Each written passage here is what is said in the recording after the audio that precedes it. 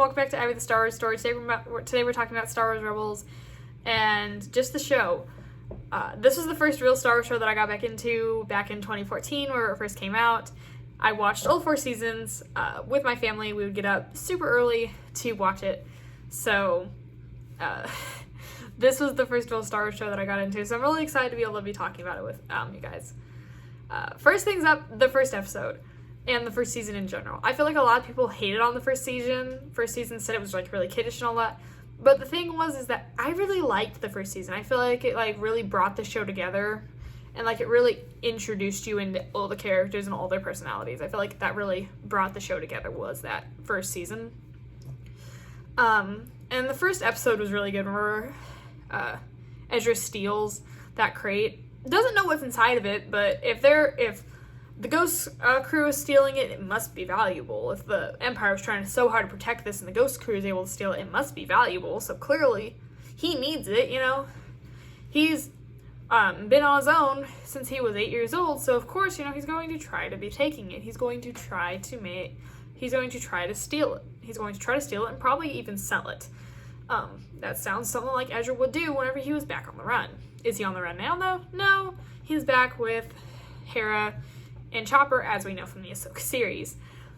The second episode over Kanan shows himself as a Jedi was so good. I was like so excited about it. I was like, oh yay, this is where we get to see this. And just seeing him as a Jedi was so cool. Getting to see him like, we need a 22 pickup, and Hera's like, are you sure? And Sabine's like, are you sure about this? And Ezra's like, what's a 22 pickup? Like, what should I know about this? And Kane's like, you'll find out in just a second. So he shows his lightsaber. He aims it at the stormtroopers, and they're like, focus all on the Jedi. I'm like, oh my word, that's so cool. Just getting to see that. That was like probably something, I was like probably one of my favorite episodes, just saying. And my least favorite episode was whenever their base was being destroyed by Thrawn, because that's the exact Empire way. Is destroy anybody, anything that is in their way or could cause problem to their future goals. And that, I was really sad about that, although I did think it was cool seeing Kanan be like, you're just a coward to the Bendu, and the Bendu's like, I am not a coward. And ends up helping the rebels, not wanting to help the rebels, I guess I could put. Like, he doesn't want to help the rebels, but he does end up helping the rebels by giving them a way of escape, by giving them a distraction to escape. So that was super cool, getting to see that. Although everybody's like, the Bendu died. I'm like, no, he didn't. No, he didn't. You can still see him talking to Thrawn, even in the clouds. Even after he supposedly dies, he technically didn't. He's just not a physical creature anymore. I guess if I could put it. I don't know how else to say that. He's not physically a creature anymore. He's just in the sky now around that planet. Which I think is pretty cool, not gonna lie. Next thing is just getting to see how all the shows tied together. How I feel like Star Wars Rebels closed a lot of doors for us, like what happened to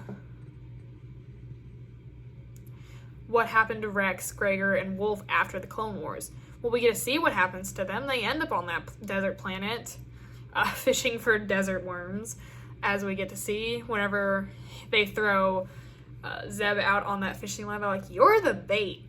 So that was pretty cool. You know, we get to find out what happens to those 3. We get to see what happened to Ahsoka. We get to see Ahsoka and Rex reunite, which I thought was a really sweet scene. Just getting to see them, and he's like, wow, you've grown. She's like, yeah, I had to age at some point, you know, because Rex always saw her as this young Padawan that trained by Anakin until she left the Order. So getting to see Ahsoka again and getting to see her revealed that she was Fulcrum was so cool. I was really excited about that. I feel like the show also brought a lot of shows together, like the Ahsoka show. We would not have had the Ahsoka show without Rebels, because we would have just started off from scratch. So I am happy that we did get to see the Ahsoka show. I thought it was really good the way they put it, and just the way everything went down with it. I was super excited about that. I also thought that getting to see Kanan go blind was super sad to me, like, because that was one of his main things, especially after he promised Hera that he would see her again. He does fulfill that promise at the very end, right before he dies in the fire, we do get to see him fulfill that promise by the Force granting him his eyesight, so he does get to see Hera one more time. I do think that whenever Ezra was going off with Thrawn, that they did the same pose. He did the same pose as his master did at the, right before his master passed away. And then he kind of does the same Force shove with Thrawn, how Kanan did with Hera, saving them all and shoving them back away from the fire. So he kind of did that with Thrawn, saving Lothal, his home planet, from mass destruction by Thrawn.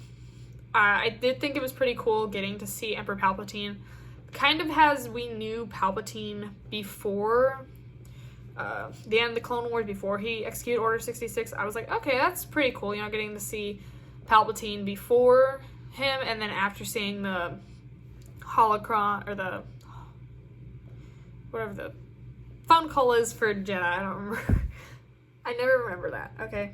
So I'm sorry, I never do. Getting to see that glitch out, and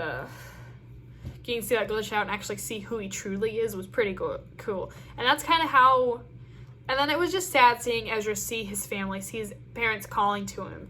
It was, kind of sad. You could tell that he wanted to go so bad, but he also knew that if he went, he would lose his friends.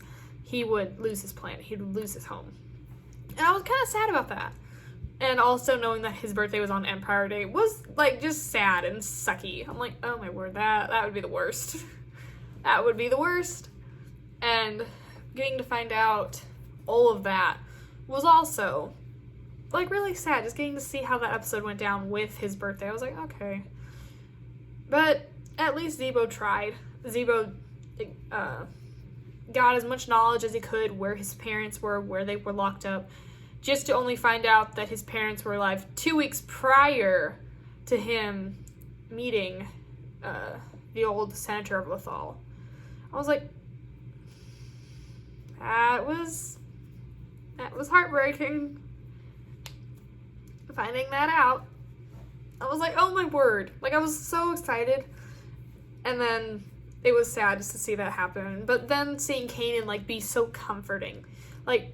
We all know everybody's personalities. Hera is very caring, but also will get the job done. And she only cares about the people that she really, really knows. She cares about the rebellion, too, because the rebellion is something that she feels safe in, knowing that her dad fought so hard on Ryloth and still was fighting for Ryloth's freedom, as we saw in Rebels, whenever her dad tricks her into going to Ryloth, supplying the ammunition they need, only for Hera to be forced into doing something she's not wanting to do with Ryloth. We see that. Hera, but she's most likely very comfortable with the rebellion because it was something her father taught her doing growing up. She was part of the rebellion, as we saw in the Bad Batch. She supplied ammunition to the people that were told to hand over their weapons.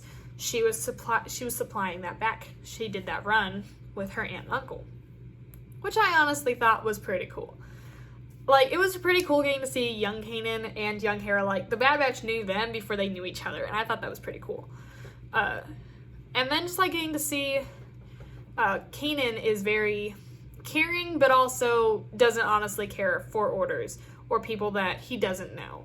With Rex, whenever he found out Rex was a clone, he still didn't like him. He never liked him. Did they tolerate each other? Yeah.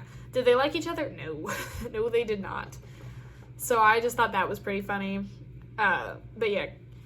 He'll get the job done with maybe a couple questions asked here and there. Ezra is very blind, I guess I could say, whenever it comes to this subject. He will do anything he's told most time. He's very good at falling into temptation, especially with the dark side. Within the first season, we see him fall into temptation whenever Kanan gets hurt. He awakens that giant beast to send it after the Grand Inquisitor. So he falls into the dark side super easily. It falls into temptation super easily.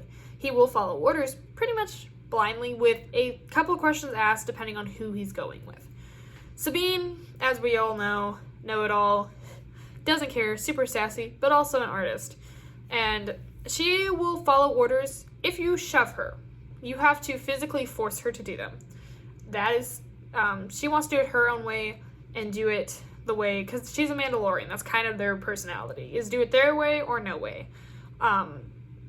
So she's very much that personality. Like whenever Kane's trying to teach her how to use the dark saber, she's not listening to anything. She's not listening to anything he's telling her as much as she's doing it her way, and how she wants to do it is how it will be done. But whenever Ezra's teaching her, Ezra kind of understands her a little bit more, so he's kind of able to get through to her, teaching her the forms, teaching her what to do. Does it work? No, she still goes on this mad rampage with the darksaber, yelling at Kanan, saying all this stuff. My family doesn't understand me. No one understands me. I mean, she goes on about this because she feels like no one gets her. Zeb, I'm not even going to be talking about this character because I really dislike Zeb. Zeb, I know people are like, oh my word, you don't like Zeb? No, I do not. Zeb is very much the character that is like, if you were not even here, to be honest, I'd be fine with that. I know a lot of people are like, well, he's the reason that so many characters are alive. And that's fantastic. Does that make me like him anymore? No, it does not. I will probably always dislike this character, and if I ever change my mind, I will definitely let you guys know. But at the moment, not my favorite character, never has been, probably never will be. Chopper, just a mini Hera with a lot more sass. With a lot more sass and back talk. Okay, if you want to imagine Chopper, imagine mini Hera. There you go. Imagine mini Hera with a lot more sass and back talk. There you go. You have Hera. You have a Chopper. That's all I have to say about Star Wars Rebels. I hope everyone has a fantastic day. Please like, share, and subscribe, and I'll see you guys next time. Bye.